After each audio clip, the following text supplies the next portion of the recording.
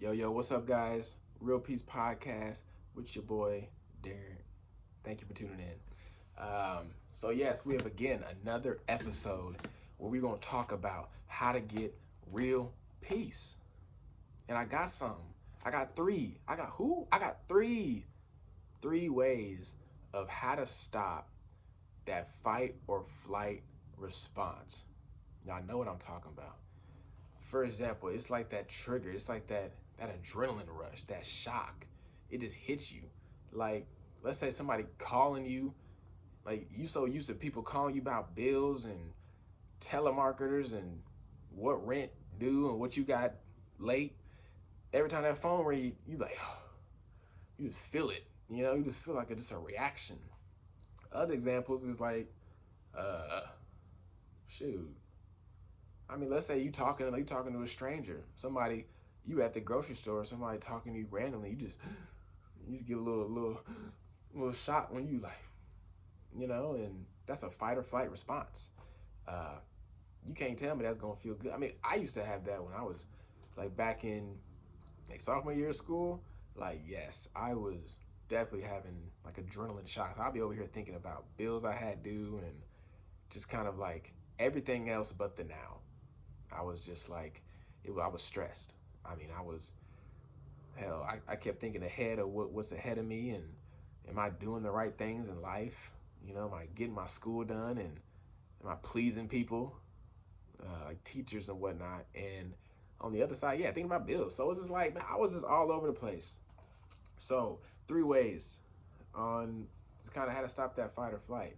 And just again, what it feels like is just that adrenaline shock that you have, when you're just thinking about something. So what that is that it's a response. It's a response to something. Like, for example, if let's say you on the phone, or let's say you chilling, watching TV, having a relaxing day, and the phone ring, and you just kind of get that, you know, so that's the fight or flight response. So what has attached yourself to having such reaction? You know, that can be way like just that's an example. That could be you may think it's bills or just something else, and you may not even be thinking about something, but just the feeling of like you don't know, or just the over time negative attachment that you have towards when your phone rings, then that is what that's what that fight or flight feels like. So that ain't good. So then number one is learn physical. Well, before I say that, so what ways can you?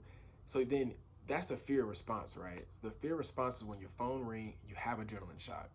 So then what has to happen is to detach the fear response that you have to your phone. So whenever your phone ring, you know, you have to detach what's been programmed to be a negative thing, just your phone. And that could be a lot of other examples. When you go out, I don't want to drive far because I don't want my car to break down. Well, you got to detach that fear response, because then when you start driving, you're going to think something's going to happen. And now you got adrenaline rushing, and then now you about to have an anxiety attack because now you all up everywhere else but the moment. But all in all, you still driving. So, all right. So getting into it, number one is learning physical relaxation and not responding. So just, I think with this is like preparation.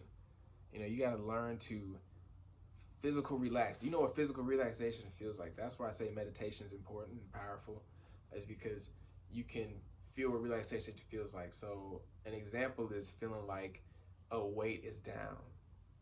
We're feeling just emptying out your mind. Feeling like just water's flowing through your whole body, and you just kind of feel a calmness, or you're sinking inside of your seat. As an example of some of peace, or because peace is it's like a tranquilizer for a moment. It's like a tranquilizer for whatever's going on. So when you see nature, like for example, that peace tranquilizer, that relaxed tranquilizer, what you want to call it, is even nature's response sometimes. You get a deer, you scare the mess out of a deer going, like, deer in the headlights, a squirrel.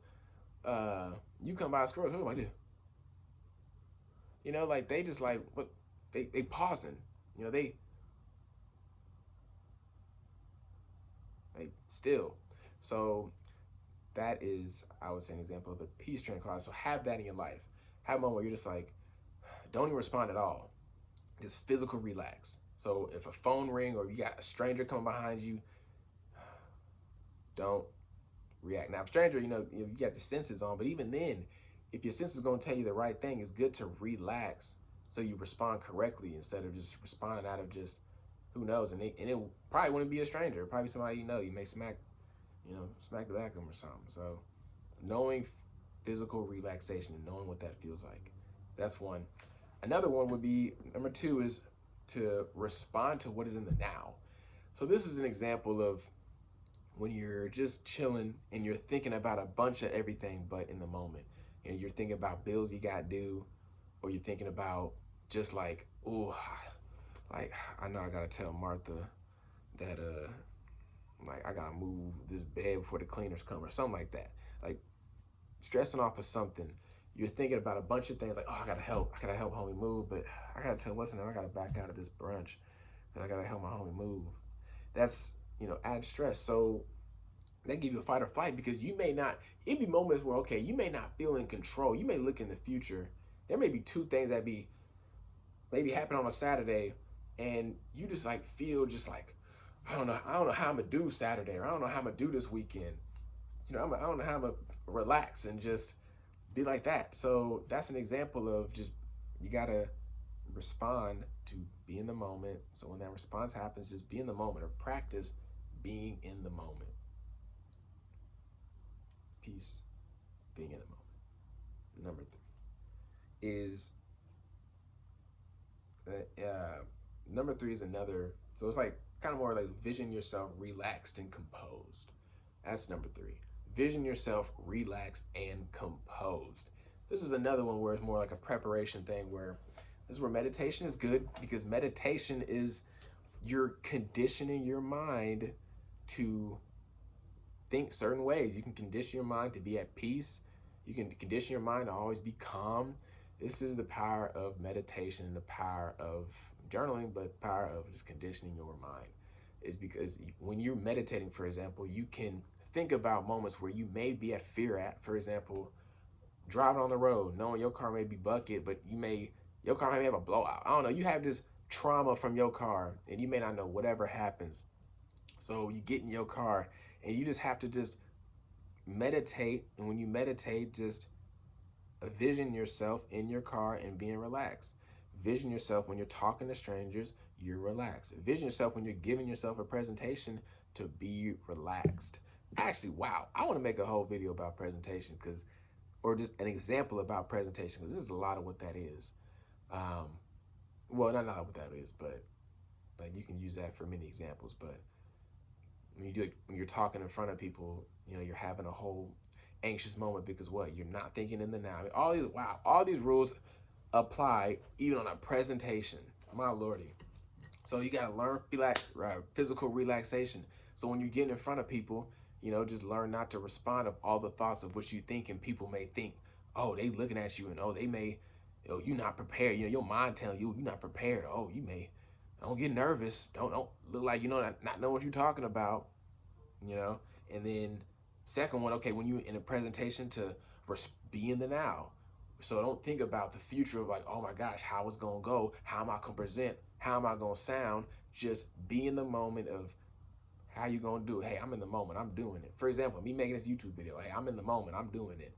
And I could be messing up on what I didn't say, what I messed up, what I missed out on, or I missed out on what I'm saying, but I gotta be in the moment. Hey, the engine gotta keep going. Engine gotta keep going. Y'all gonna see my flaws. We're gonna get better.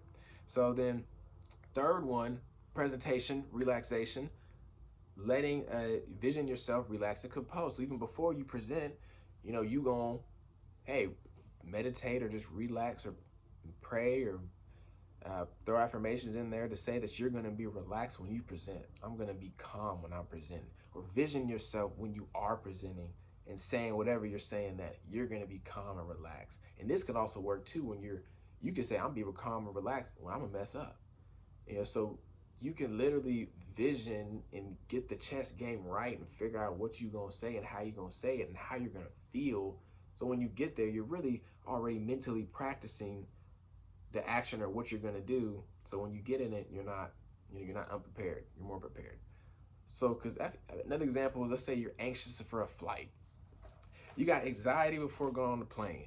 Why? Well, I think that the plane may freaking blow up, or I may think that something may happen to the plane that's out of my control.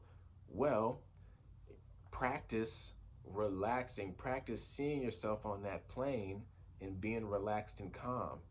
And it's gonna be hard at first, but like anything, you gotta practice it and just continuous repetition on how you're gonna see yourself being on the plane, how it's gonna feel when you're going up and when you're on it, and when you know that, okay, you can't look down and then be like, I want to get off the plane. Well, you can't do that. You gotta envision yourself when you look down from that plane. Okay, I'm gonna be calm, I'm gonna be relaxed, and I'm going to detach.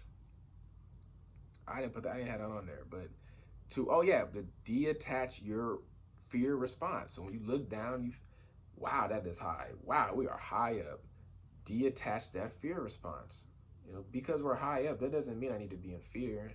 It doesn't mean I need to control the situation to fix it.